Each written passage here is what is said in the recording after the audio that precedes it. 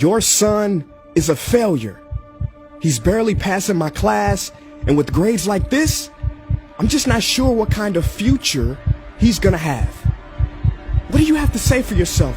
You're supposed to graduate this year. Listen to Mr. Johnson. What kind of future do you think you're going to have? With all due respect, don't call me a failure. Failure is an event, not a person in fact. And you talk about the future, Mr. Johnson, but you're not preparing us for that. Excuse me? Just listen to what I'm saying. This should be good. Would you agree that in the future, most careers will become automated? Yeah, so? So the people who succeed will have to be curious, innovative, with resilience to adapt to new changes. What's your point? My point is, the focus in this school is not on that. It is on regurgitating information and test taking, and that's just real. But in today's world, creativity is the most important leadership skill. Oh, that's how you feel. You don't have to believe me, but maybe you will believe the 1,500 executives who recently said creativity is the most important leadership skill. See, pretty soon, no one will be hired because of what they know. Because who cares what you know or if you've memorized a fact? We've got Google and Siri for that. In the future, people will be hired because of what they can do with their knowledge. Can they creatively solve real-world problems, not just follow instructions or directions and bubble in multiple choice questions? So, Mom, that's why I'm stressed, because these robotic tasks we learn in school should stop. Because no one can do a robot's job better than a robot. Billionaire founder of Alibaba, Jack Ma, said that we should not compete with artificial intelligence, but instead focus on developing unique human intelligence. Mr. Johnson, drills are for teeth, not the human mind. So these repetitive knowledge-based tasks we must leave behind.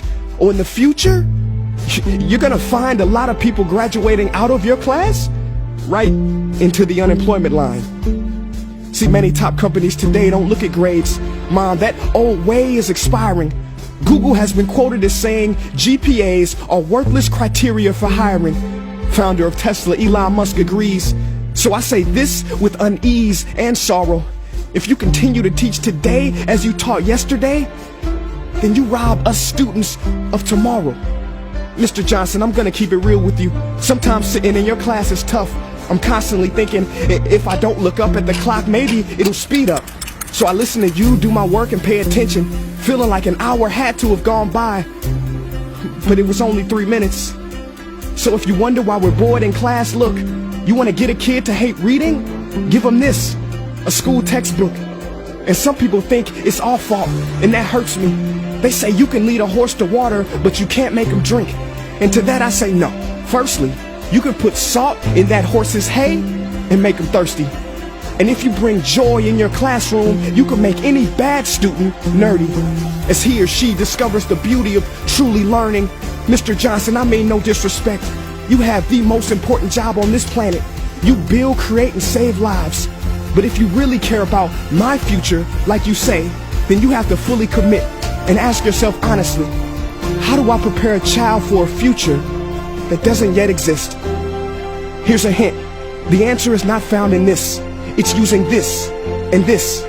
See, in the future, we will need more passion and compassion. People with inspired hearts and wisdom to uplift this planet.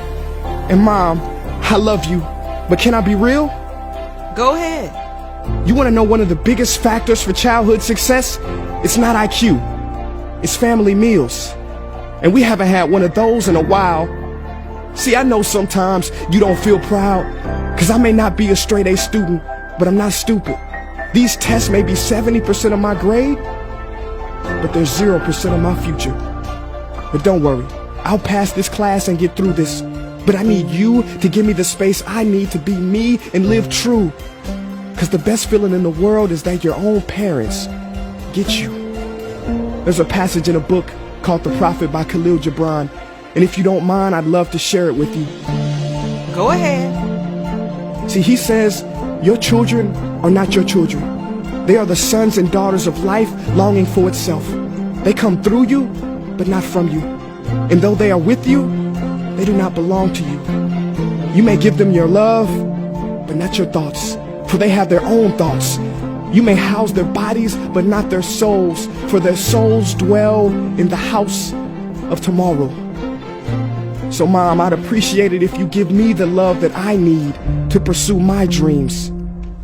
See, if we are to succeed, all three of us need behavior change on all fronts.